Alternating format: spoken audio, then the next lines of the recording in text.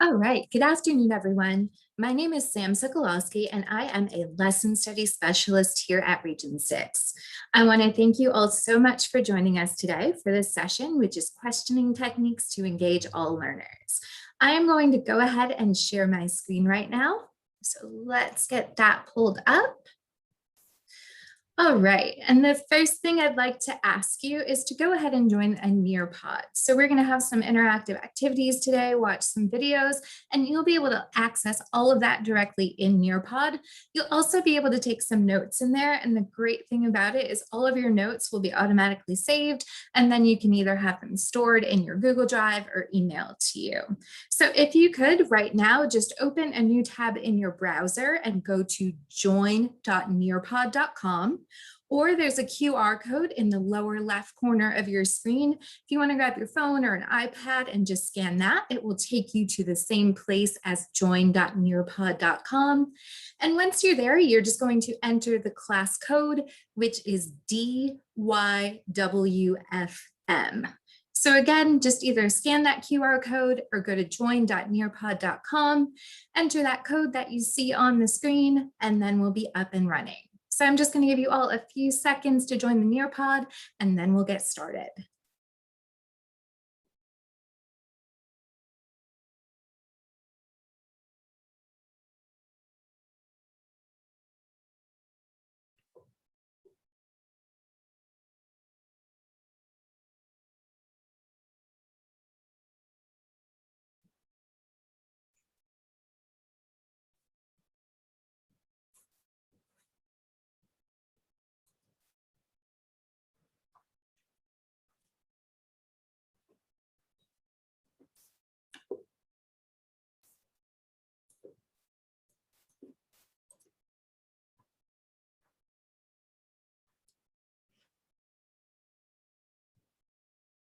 All right, so here is an overview of today's presentation. So we'll start by talking about how you can generate effective questions in order to reach all the learners in your classroom. Then once you've got those questions formulated, we'll discuss some ways that you can increase student response rates to those very questions. After that, we'll talk about building and sustaining a classroom culture that lends itself to total student participation. And finally, I'll take some time at the end to answer any questions that you may have. So let's start by talking about how you give directions to your students, because really when it comes down to it, you're asking them to do something. So let's take a look at two different approaches to this. So we have prompt 1 on the left, which says you're going to read the next 3 pages. When you finish, you're going to answer the 5 questions that follow the reading. And then on the right, we have prompt 2, which says, when I tell you to begin, you will have 1 minute and 45 seconds. You're going to read the next paragraph looking for the main point. As you read, you're going to highlight any words or phrases that support what you believe is the main point. When you're finished, be prepared to share with a partner or with the entire class. You may begin. So next, we are just going to take a quick poll, and just in Nearpod, I'd like you to just vote for the prompt that you yourself find more motivating. So just take a moment to vote in the poll, prompt 1 or prompt 2, and then we'll talk about this a little more.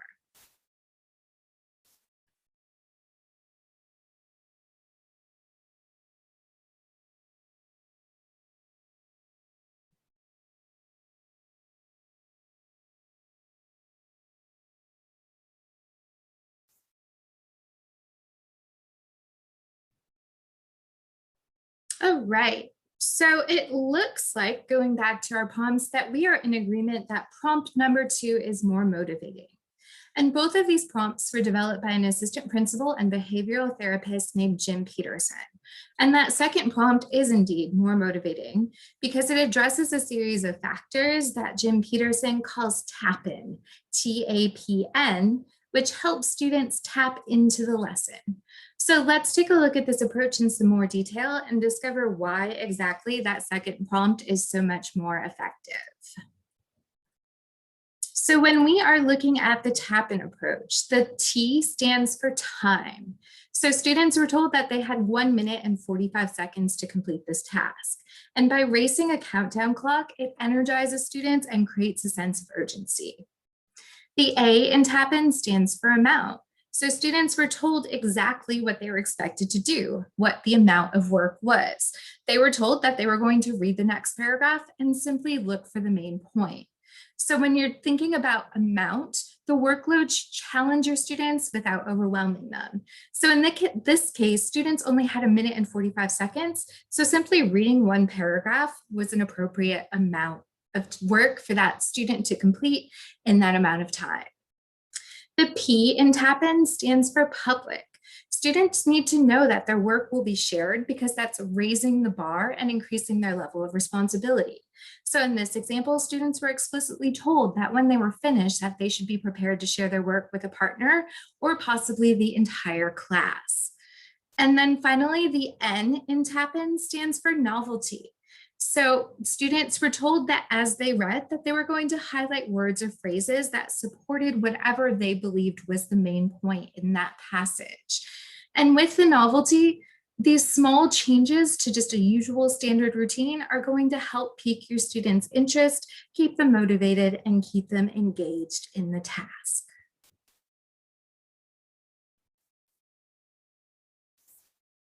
So now let's talk about how you can implement this approach in your own classroom.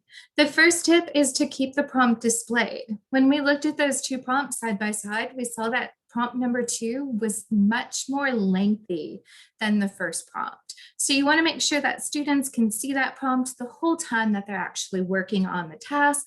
So you can have that written up on a whiteboard, projected on a screen. You can have a handout and that's directly in front of your students, whatever works, just so that students can refer back to that as they're working.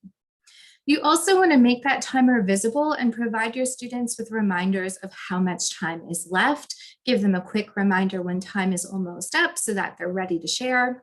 And again, you want to frequently change up that routine to ensure that the novelty doesn't wear off. So if you have students who are engaging with text, maybe one time you want to have them highlight keywords, another time they're going to star things, maybe underline. You can have them write keywords on a separate piece of paper, one time write out the definition, just something to keep it new and fresh so that the novelty of it doesn't wear off.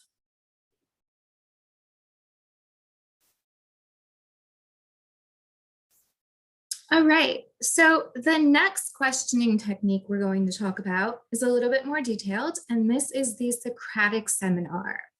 And Professor Elfi Israel succinctly defines a Socratic seminar and implies their rich benefits for students.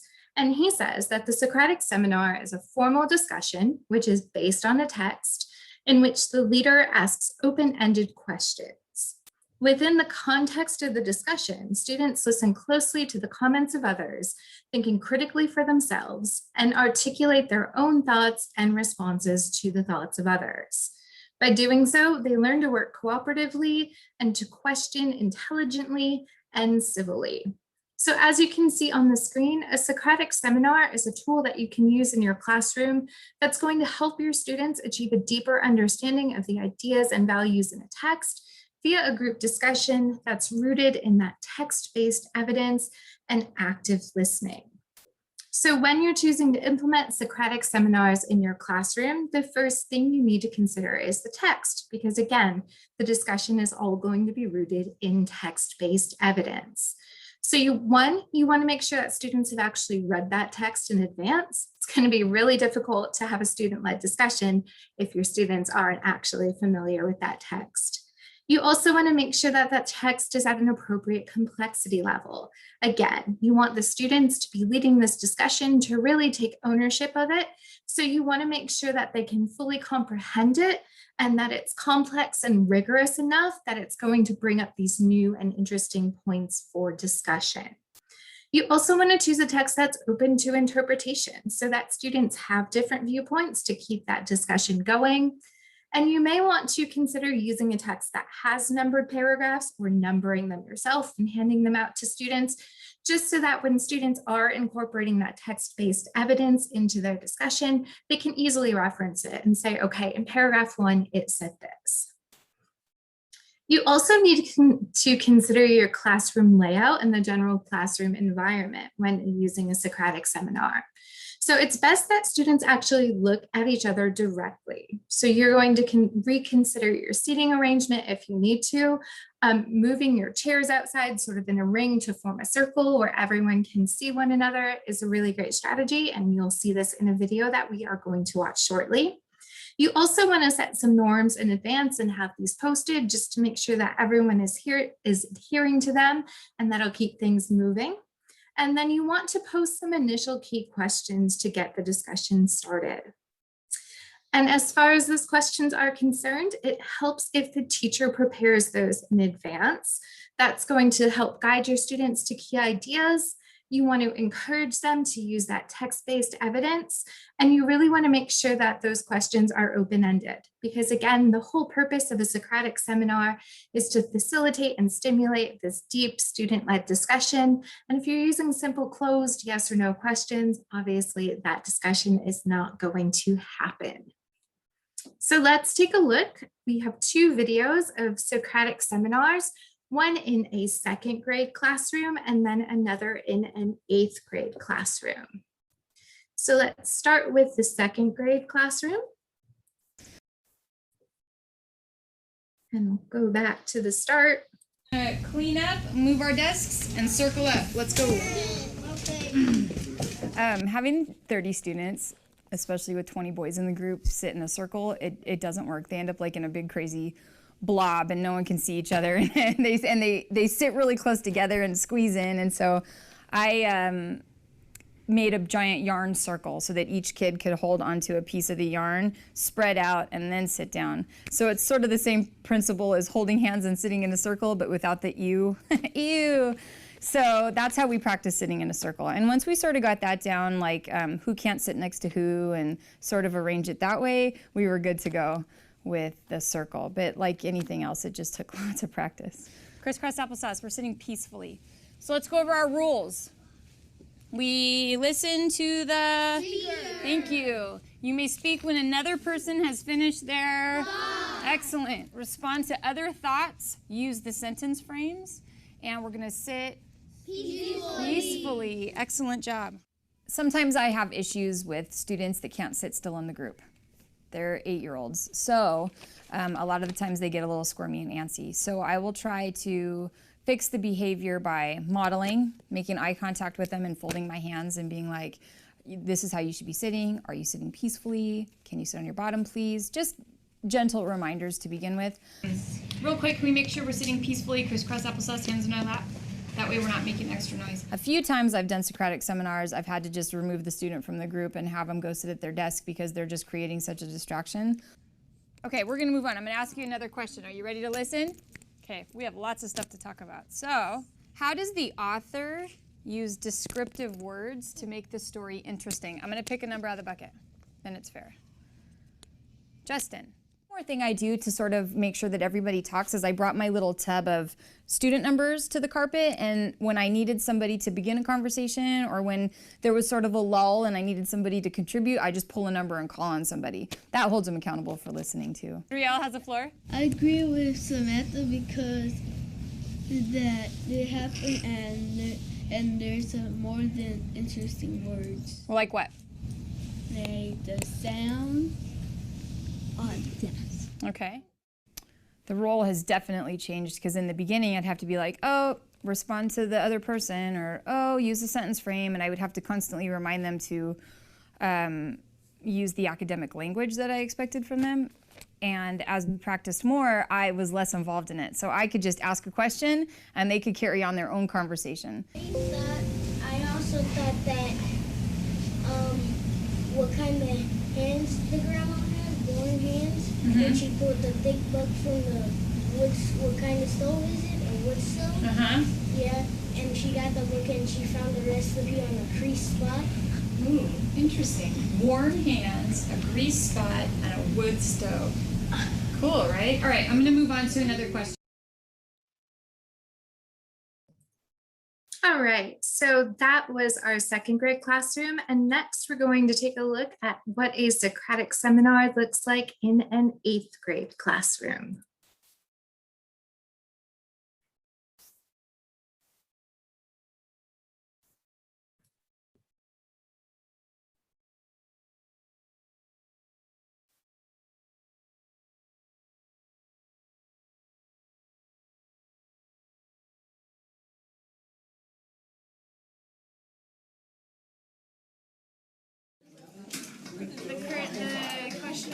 about for the Socratic seminar was what does he mean by, in a sense, we come to our nation's capital, cash and check, so they can have freedom and rights.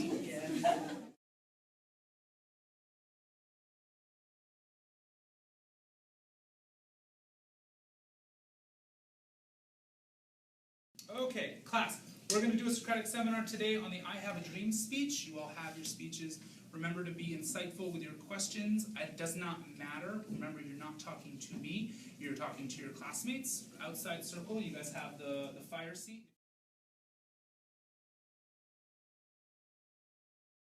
You want to say something or have a burning question? Get it? Burning question. You all can come on in and kind of change the conversation or ask that question that you have. Okay, so whoever has a question, whatever you're analyzing, go ahead. We had a little bit of trouble with number 21. I thought it had a lot of metaphors in it, like, this is our hope, this is the faith with which I return to the South. I didn't really get that.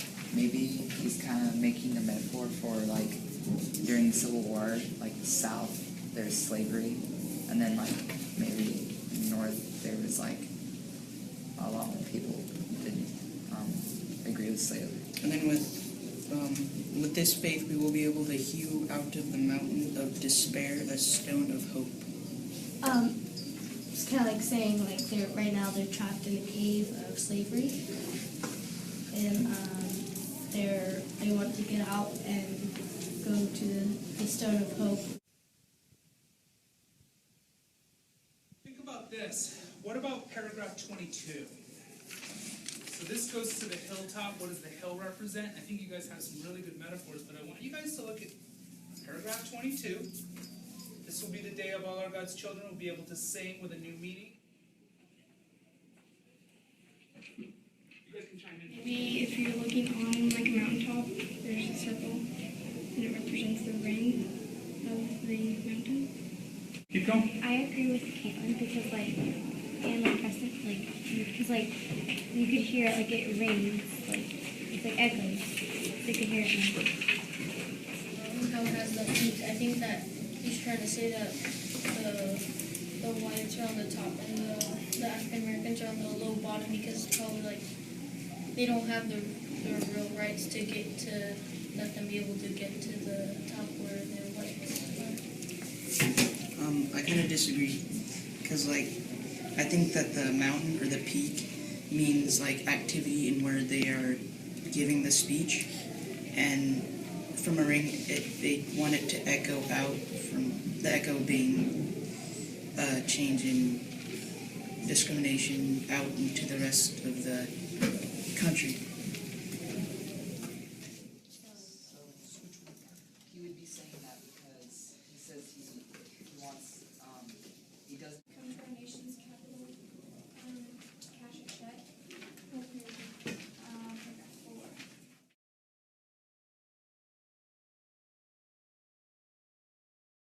He used mountains a lot, like it could be like feudalism where the kings were at the top and then it would rank down by person, and maybe And black like, people, white people at the top. and then black people could be at the bottom because the mountain could represent the triangle. Like that. So if you yell at a hilltop, it would echo. So freedom echoes all over hilltops. Like from from Colorado to California to Georgia to Yeah, so that would spread out to the rest of the country. country.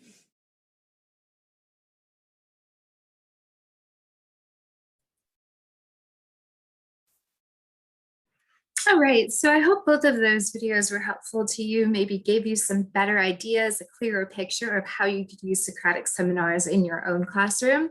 And so now that you've sort of seen that implementation, let's just talk a little bit about some tips that you can use to implement Socratic seminars successfully in your own school or your own classroom. So the first tip, as you saw in both of those videos, is to change up your seating. You really want to make sure that students can see one another, that they can have those meaningful discussions together and actually be looking at one another as those discussions are taking place. You also want to keep track of who's talking. So as your Socratic seminar is going on, just have a copy of your roster printed out, accessible right in front of you, and just note whenever students speak.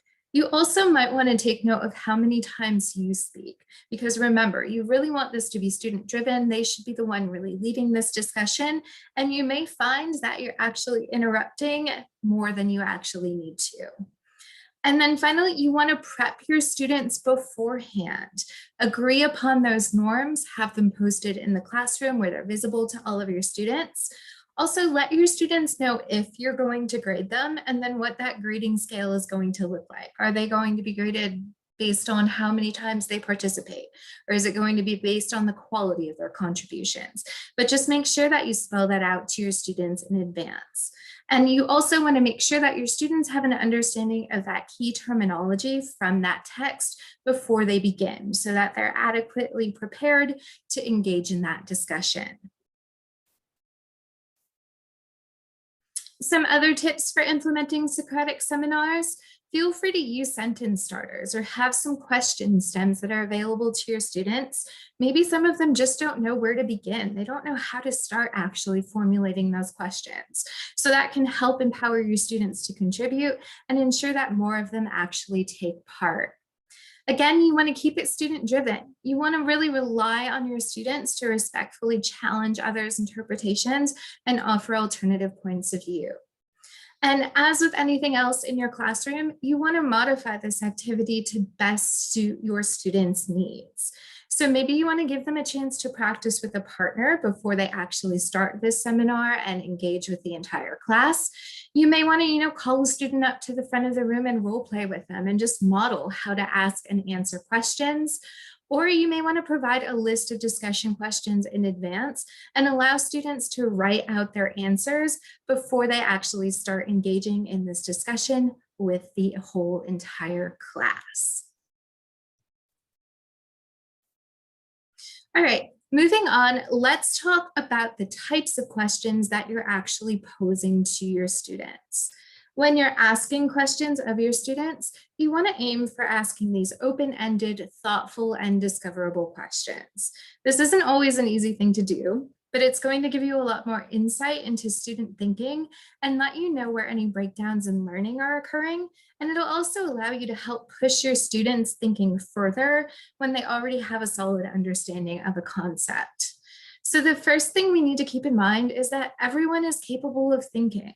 We need to make sure that we don't over scaffold. Productive struggle is really useful, and we don't want to hamper our students' thinking. And we also need to know that asking the right kinds of questions at the right moment helps. We have to phrase these questions in an open way. We don't want a simple yes or no answer because that's not going to give us any insight into how our students are thinking. And if they're really struggling with the concept, we're not going to be able to understand where that breakdown is actually taking place. And you also want to focus your students' attention on applying their understanding in a natural way. Because as students work through challenges, they learn that they can think, and it helps to build their self-confidence. So here are some examples of discoverable questions.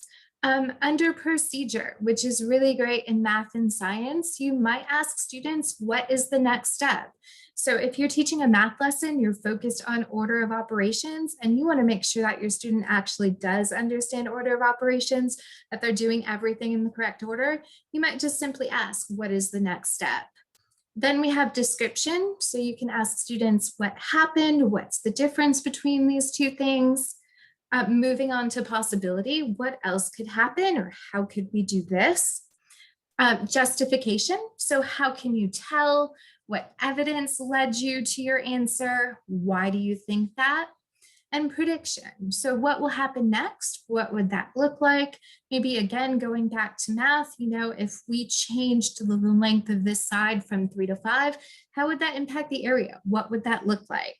And then finally, what words or images do you expect to see in this text? So getting back to that prediction, maybe prediction before students are actually engaging with that text.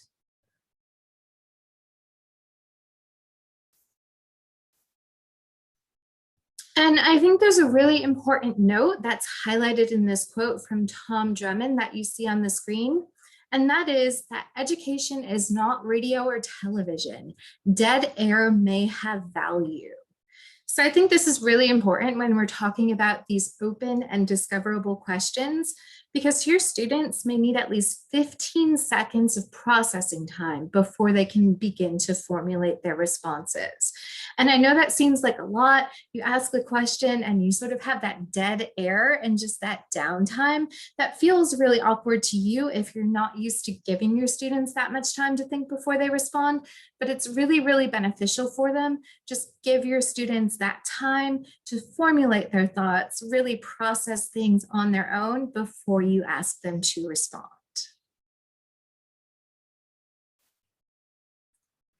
All right, so let's move on to the next section of the presentation and talk about how we can increase student response rates to our questions.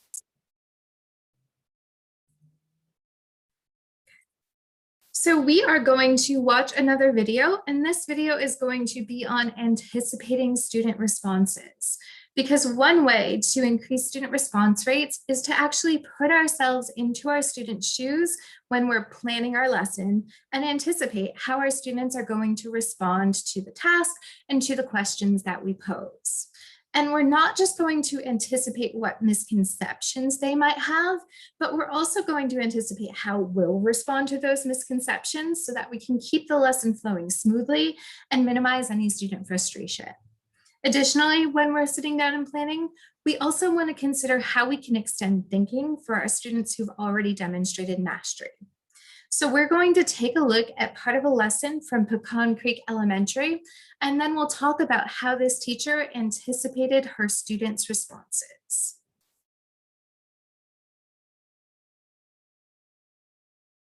Very good, friends. So while we were learning about polygons for the past couple weeks, we realized that polygons are everywhere. Everywhere we look, we noticed that polygons are everywhere, aren't they? They are even in these amazing stained glass windows that we got to look at. We see that some artists created these windows using different kinds of polygons. We even got to see it in the stained glass window that you colored yesterday. Well, friends, now we have a task ahead of us because the artist of this stained glass window needs our help. A window company would like to put this stained glass window in different schools, but they need to know how many of each polygon to order. So they need our help to classify and sort the polygons so they know exactly how much to order. Now, can someone tell me the learning target that we've been working with the past couple weeks? Daniel? I can sort and classify shapes using math vocabulary. Very good. That's exactly what you're going to be doing today. Puedo ordenar y clasificar formas usando vocabulario matemático. Eso es lo que vamos a hacer hoy. I'm going to be handing you back your baggies that we cut yesterday from the stained glass window. And you and your friend, you and your math partner, are going to work together to classify the polygons in two different ways. While Lorenzo's doing that, let's go over some of that vocabulary we just talked about. Can anybody tell me what classify means? Any of my friends? Ana Maria. To group based on similar attributes. Very good. It means to put into groups based on their similar attributes, right? Para clasificar tenemos que ordenar las formas. Thank you, sweetie. So today, you and your partner are going to be talking and coming up with different ways to classify the shapes in your bag. You will, like I said, be talking. So everyone look at your tent in the middle of your table. And I'm also going to display it on the screen.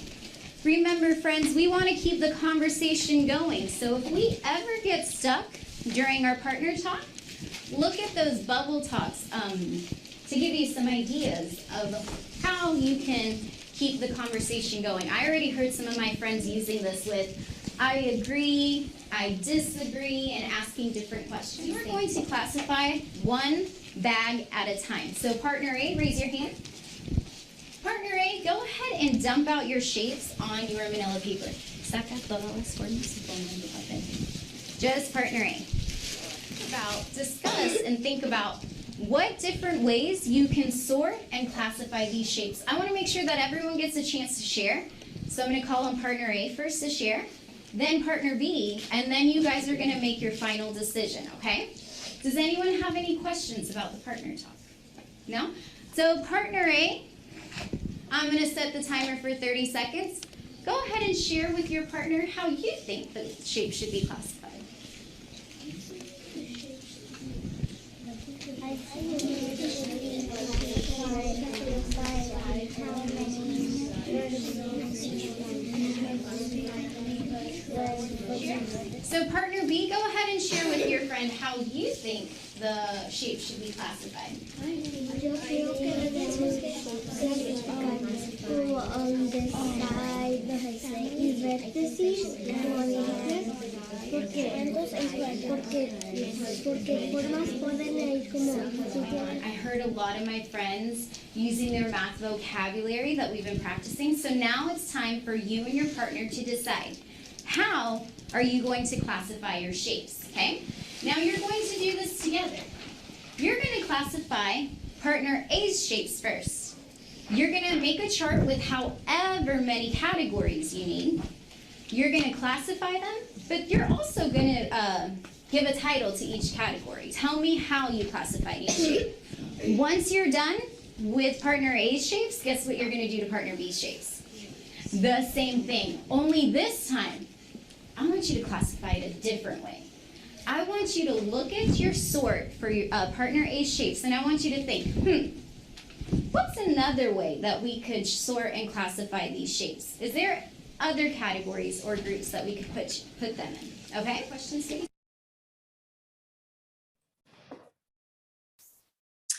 All right, so in the video we just watched, students were asked to sort and classify their given shapes into groups in a number of different ways.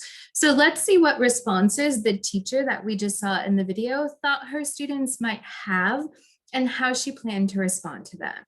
So one correct response she thought students might have is that, okay, this group is triangles, my other group is quadrilaterals. So her response to that would be, well, can you describe those triangles or quadrilaterals using different vocabulary and really lead those students back to viewing attributes to push their thinking further. And then down at the bottom, one of the student misconceptions is that students may just say, okay, these shapes have pointy corners. That's how I'm sorting them. That's how I'm grouping them.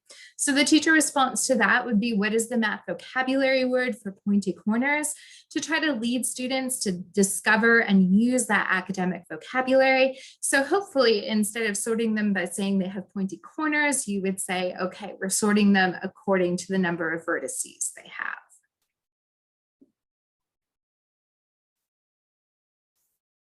Okay, so moving on, if you would like to anticipate student responses when you're planning, here are some additional things to consider. So the first thing you want to do is think about the main task or the main activity within your lesson. Will all of your students be able to find an entry point and progress towards the lesson's goals? Or do you need to modify that task in some way up front to ensure that all of your students can be successful? You also want to move beyond your own way of solving a problem. And in order to do that, you have to complete the task yourself. You really want to put yourself in your students' shoes to try to get inside their heads and truly approach the problem from another perspective. This is a really difficult thing to do alone, and it's really beneficial if you do this together with your colleagues. So if you have time during a PLC, work together. Look at the lesson you're planning, pull out some of the assessment questions, pull out some of the tasks that your students will be completing during that lesson, and work together, work through those problems, figure out, what misconceptions you have, how your colleague approaches it versus how you approach it. And that will give you some really great insight into how your students may approach it and what changes you may need to make before you actually deliver that lesson. And then finally, you actually need to script out or plan out in advance what questions you're going to ask in response to your students' misconceptions or even in response to their correct answers. And with those questions, you want to determine what your students already know, and then how you can further expand their knowledge and push their thinking. All right, so now let's talk about increasing student response rates through cold calling. Champion teachers are going to call on whomever they want to participate, regardless of whose hand is raised. And when you're using cold calling, it's going to allow you to check for understanding effectively and systematically. It's going to foster a culture of engaged accountability.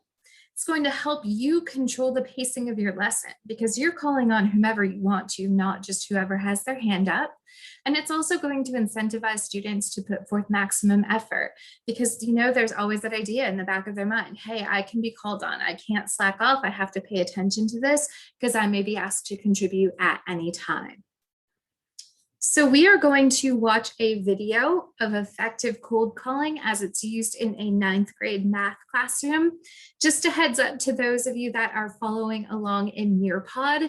The video is an external link. It's not going to play directly within Nearpod. So if you have Nearpod open in your browser, just go ahead and hop back to Zoom for a second so that you'll be able to view this video on your screen. In this clip, a high school teacher, John Bogard, out of New Orleans, is using cold call as he asks his students to solve for the area of a rectangle whose sides are made up of algebraic equations.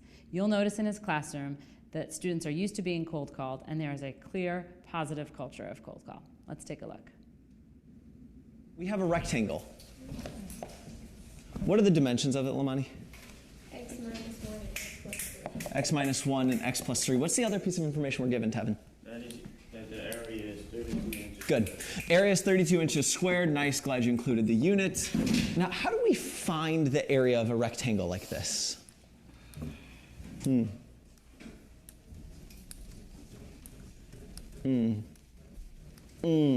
Chelsea, your hand was up in your mind, I could tell.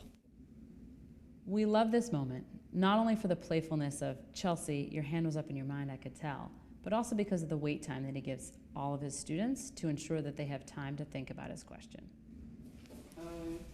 Would you put it in like X plus 3 if it proceeds, then put X plus 3 and then equals 32? That's exactly right. So, I mean, yeah, that's exactly right. We'd multiply our length times our width. That x minus 1 times our x plus 3 is equal to 32. Now, you guys are FOIL champions. I don't want to waste your time by doing that. When you FOILed it out, Anj, what'd you get? It's x squared plus 3x minus 1x minus 2 equals 30. Okay, we're not finished though. What do we need to do? Yeah, no, we're going to pick on you. Me? Yeah, you. You gonna run like her? Okay, what do we have? The positive culture and playfulness here is palpable. Not only do you hear students snapping for each other whenever they're thinking or answering a question, you also hear him say, you guys are FOIL champions. I'm not going to waste our time with that. We love the playfulness and the positivity around John's cold call. What do we have? 3x minus 1x. Which is? You get 2x. Okay. Great. So now I'm going to look for factors of -3 that add up. No. Yeah. Factors of C that add up to B. No. Yes. No. Yes. No. Terry. You have to let your equation equal to 0. Oh, so what do I need to do in order to make this equal to 0? Subtract 32 from both sides. Okay, so I subtract 32 from both sides of the equal sign. 32 minus 32 is, now we're there. -3 minus 32. We were 3 steps from 0. We took 32 more steps from 0. Where do we end up? Yeah, good. Okay, so Jody, help us out now. We're going to be looking for what in order to solve for x here? Good, so give me numbers. The positive culture continues to the very end as you see John Bogard feign ignorance, getting his students really invested in the content. They want to prove that he's wrong.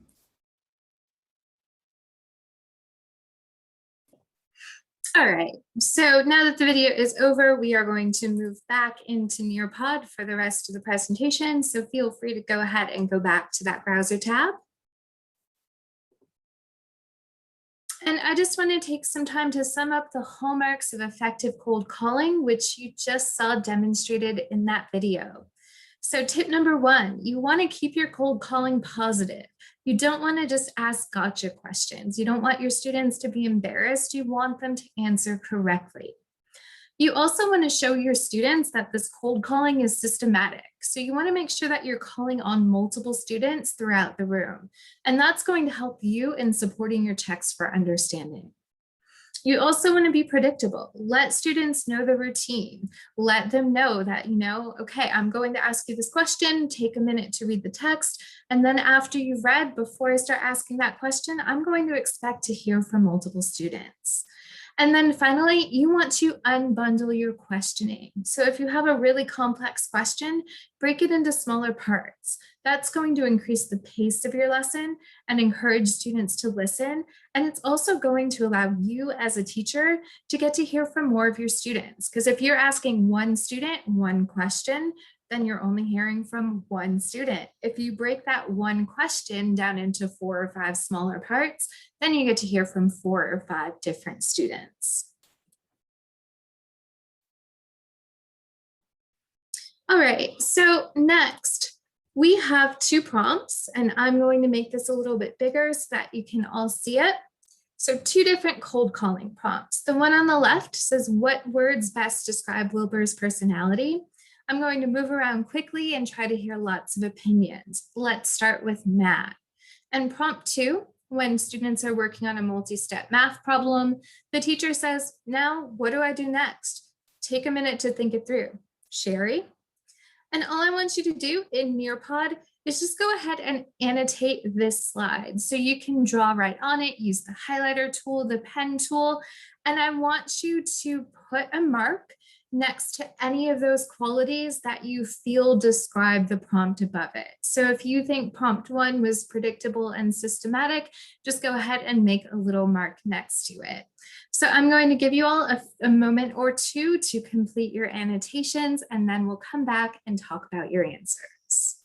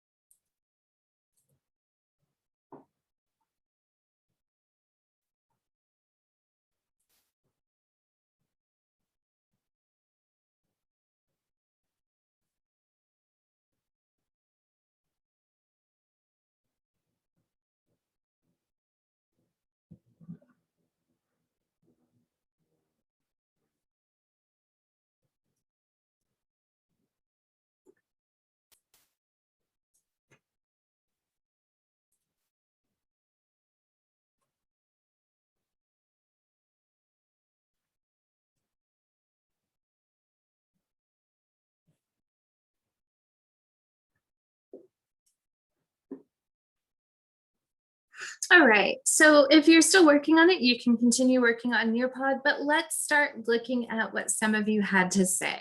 So for prompt 1, I noticed that we highlighted that this was systematic, it was positive, and it was unbundled. So absolutely, this was a great example of a cold call prompt, right? Students knew from the get-go that that teacher wanted to hear lots of different opinions. So they knew that there was a possibility that they were going to be called on. It was also a positive prompt, right? The teacher said, okay, I'm going to try to hear this and I want to hear lots of different opinions. And then it was also unbundled. It was open to interpretation because the teacher wasn't just asking one student what words describe Wilbur's personality, but that teacher was really breaking it down so that they could hear from multiple students. And then when we're looking at task 2, some of you noted that it was predictable and that it was systematic. And it was also positive because this was an open-ended question. And then it was unbundled because it was a multi-step problem.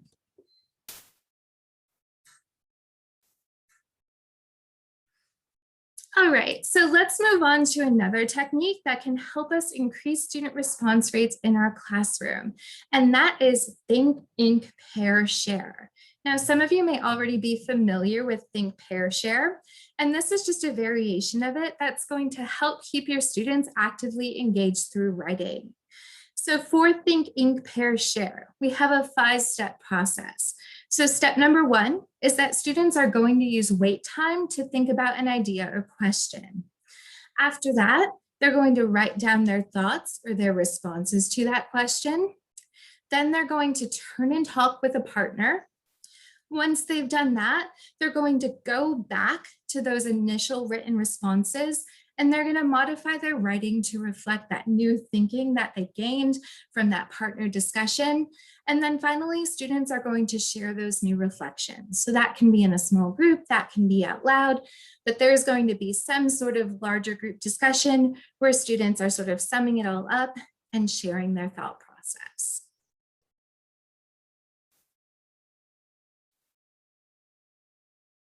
So let's break down this technique a little bit more and talk about when and how to use it. So the first part of it is think. So you want to use this after students have been exposed to new information. So it can be following a class discussion, following some note-taking that took place during direct instruction, maybe after students have just read an assigned text. And then you're going to ask students to spend several minutes just sort of processing and thinking about that information. After students have had that think time, you're going to move on to ink, where students are going to expand in writing on that information, and they can do it in some of the following ways. You can ask them to make real world connections. You can just have them simply, create some summaries of the main ideas. They can make a pros and cons list, maybe, incorporate drawing, have students create visual representations of what they've just read. They can make connections to other learning, really emphasizing that cross-curricular connection. Or maybe they come up with a manual or a sample lesson on how they would teach this material to others. Moving on to pair. So students are going to meet with a partner and share their writing. Then they're going to go back and they're going to review and revise their own writing based on the ideas that they gleaned from their partner discussions. And then finally, they're going to share this work. So beforehand, you want to determine what this is going to look like. Again, it may be a whole class discussion, small group, or you can incorporate some great ed tech into this. Have a Padlet where students write their responses and they're visible to the rest of the class. Students can post their answers on a Jamboard, or they can even use Flipgrid to record videos of their own responses. And now some tips for successfully implementing think, ink, pair, share in your own classroom. So first is try pairing students with partners who have different styles of thinking or ways of approaching a problem. Because remember, the goal is for your students to gain new insights and to consider different points of view. You also want to be selective when using this strategy. You don't want to use it with brand new content. Make sure that students have already received some instruction, that they're already familiar with it. Otherwise, what are they going to reflect upon? What are they going to be able to share? And you also want to consider incorporating additional resources to help your struggling students. So once again, you can give them some sentence starters so that they're not just lost and staring at a blank sheet of paper. You may want to give them some key vocabulary so they have those definitions to refer to when they're writing or engaging in conversation, or maybe use a graphic organizer to just organize the whole process so students have that visual outline of exactly what they need to do. All right, our final strategy is aimed at increasing student response rates, and this is called RSQC squared, and it stands for recall, summarize, question, connect, and comment. So in 2 minutes, students will recall and rank in order of importance ideas from a prior lesson. Then in 2 more minutes, they'll summarize those ideas into a single sentence. Then they're going to write one major question that they still have. Next, they're going to identify a theme that connects this topic or lesson to a unit or course goal. And finally, they'll add a comment regarding how confident they are in their understanding of this content.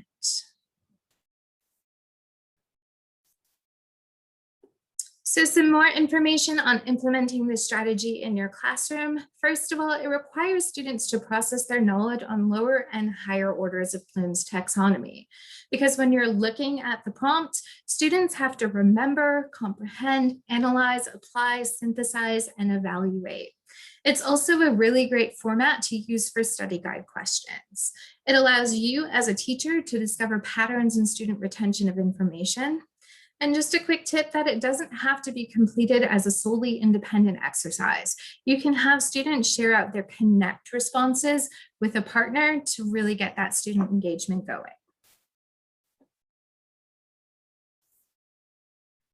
All right, and for the last part of our session, we are going to talk about building a culture of student participation that makes every single student in your room want to actively participate each and every day.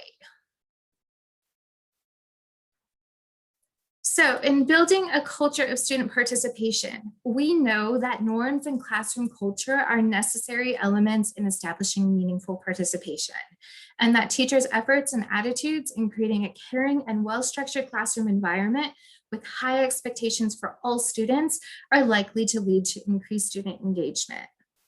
And we also know that increased engagement can lead to greater achievement. So how do we consistently keep our students engaged? So the first thing we need to do is to establish classroom norms.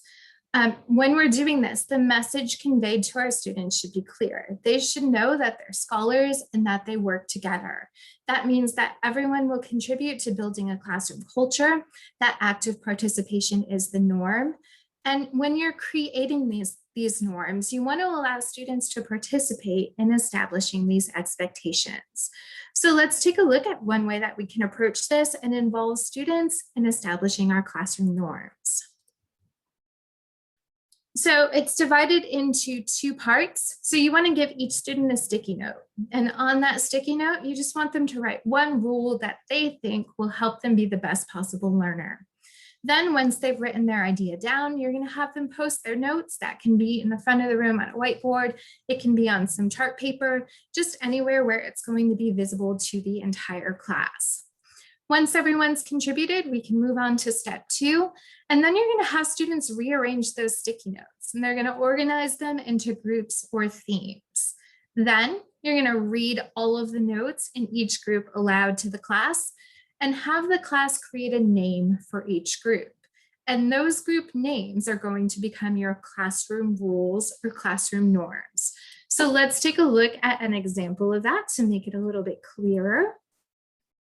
So as you can see, for example, right here in the center, some of the things that students wrote down for norms, what would help them be the best possible learner, would be to take notes, to do your work, to have your supplies, to seek help when needed, and no cheating.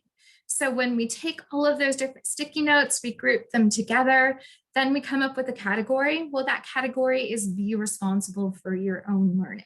So that's how we're developing our classroom norms. The title of that category is the norm that we would write down, on the chart that we want to have posted somewhere in our room for students to refer back to.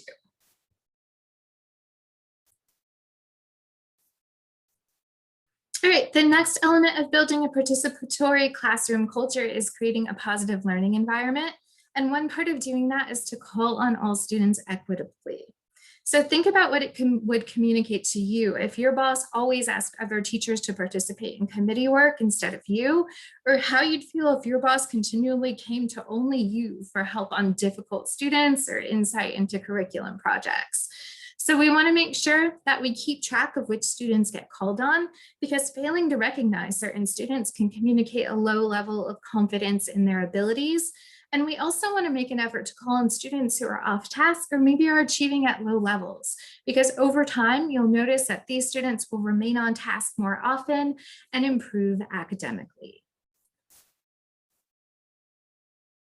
We also want to give students clues and hints, because this is one way you can communicate positive expectations. So use verbal and nonverbal cues to encourage participation.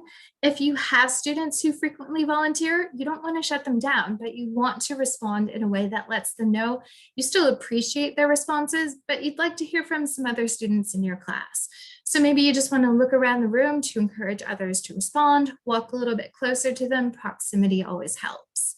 And you can also consider moving closer to those reluctant students. Just, smile, make eye contact, and really encourage them to speak up.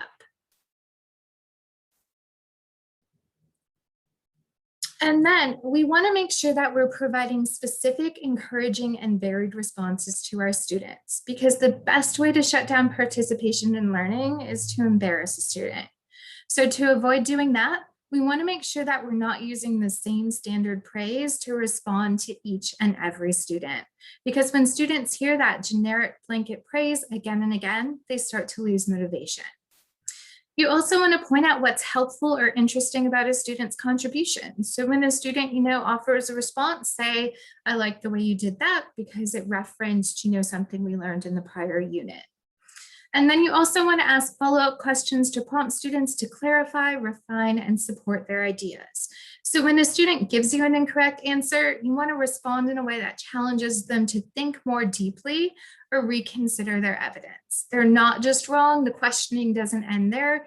You're going to push them to engage further and hopefully find the correct answer. And then finally, you want to tell students that they have the ability to do well. And you want to do this over and over again, because when you let students know you believe in them, you're imparting a really powerful message. And your students will often work hard and behave appropriately just to prove to you that your confidence in them is justified. You can refer to students' past successes, which is going to help build their confidence and increase their future success. And just develop a culture of positive expectations. So after students demonstrate specific achievements, tell them that you knew they would be successful. All right, so we have a few minutes left. I'm just going to open it up for questions. So go ahead and post your questions in the chat, or you can use that Q&A tab. And while you're doing that, I just want to thank you so much for joining us today. I hope you're going to go back to your classrooms with some new strategies and ideas about effective questioning. If you have any further questions, feel free to send me an email. My email address is right up here on the screen. You can also follow my department at R6TXLS on Twitter. And just to let you know, I am a Texas Lesson Study specialist, and Texas Lesson Study is a free program that helps provide structure to your PLCs and coaches your teachers, instructional coaches, or team leads to facilitate productive PLCs. And in Texas Lesson Study, we focus on incorporating research-based instructional strategies into the classroom, some of which were featured in this presentation today. And so if this sounds something like something you might be interested in, feel free to reach out. I would love to continue working with you and your campus on this initiative.